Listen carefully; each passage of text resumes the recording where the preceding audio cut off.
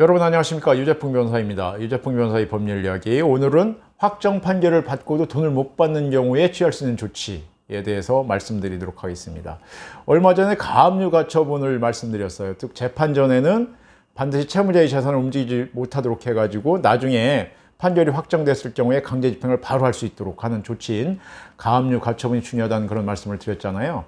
그런데 문제는요, 그 채무자의 재산을 확인한 절차가 어렵다는 겁니다. 그래서 현재 우리 법상으로는 재판을 걸기 전에, 소송 제기 전에 채무자의 재산을 확인할 수 있는 법적인 방법이 없습니다. 다만 상사채권, 상거래채권인 경우에는 신용정보회사에 의뢰해서 재산조회를 할 수 있도록 되어 있습니다만은 개인 간의 거래로 인한 채권 채무 관계에 대해서는 이를 허용하는 제도가 없습니다.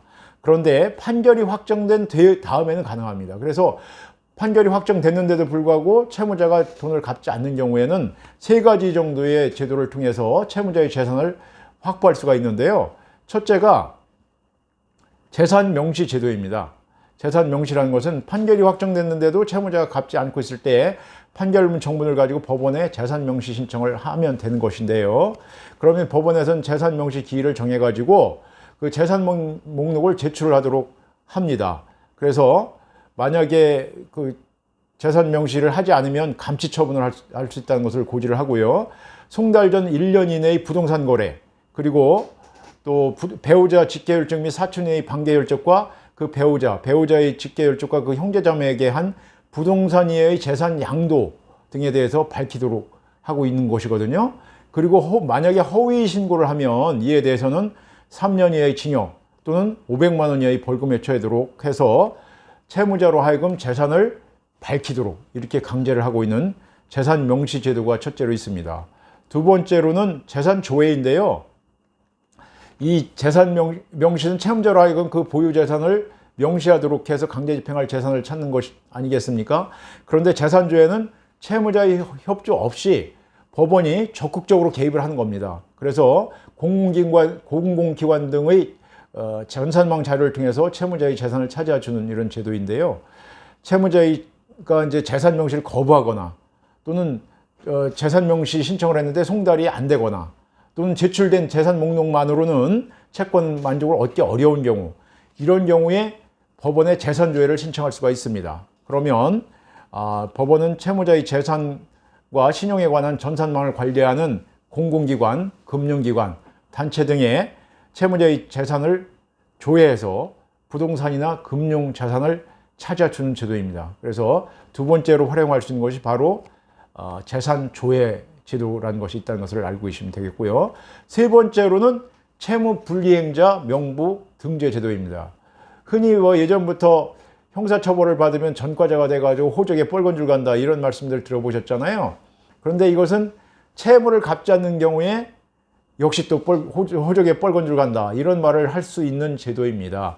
즉 채무를 불이행하는 불성실한 채무자의 인적사항을 공개해서 명예와 신용훼손 같은 불이익을 가해서 채무 이행을 강제하는 이런 제도인데요. 판결 확정 후 6개월이 지나고 쉽게 강제 집행할 수 없는 경우에 채권자가 법원에 신청할 수가 있습니다.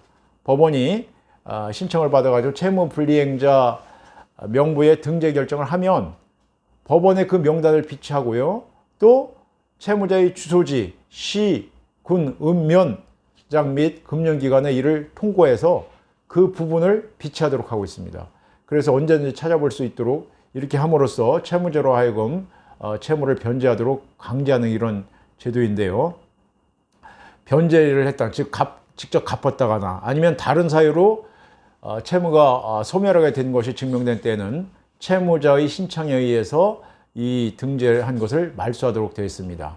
그리고 말소되지 않고 있는 경우에 등재된 다음 해로부터 10년이 지나면 법원이 직권으로 말소하도록 해서 채무자의 변제를 강요하는 그런 제도가 되겠습니다. 그래서 여러분이 채권자로서 채무자를 상대로 해서 확정 판결을 받았는데도 불구하고 채무자가 변제하지 않는 경우에 이 세 가지 제도를 활용해서 채무자로 하여금 채무를 변제할 수 있도록 강제할 수 있는 제도가 있습니다. 이를 잘 활용하시면 편리할 것 같아서 말씀을 드렸습니다.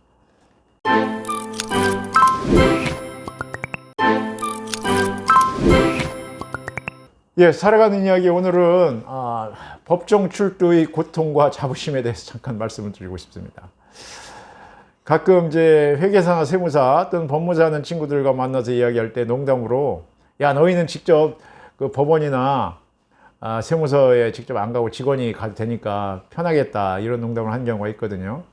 왜냐하면 법원에 그런 분들은 이제 서류만 제출하면 되니까, 물론 이제 본직이 하는 게 원칙입니다만은 직원들도 이제 서류 제출을 할 수 있고 이렇게 돼 있고요. 그런데 법정에 변론하기 위해서는 반드시 변호사가 가야 됩니다. 법원 변호사 사무실에 다른 직원이 갈 수가 없습니다.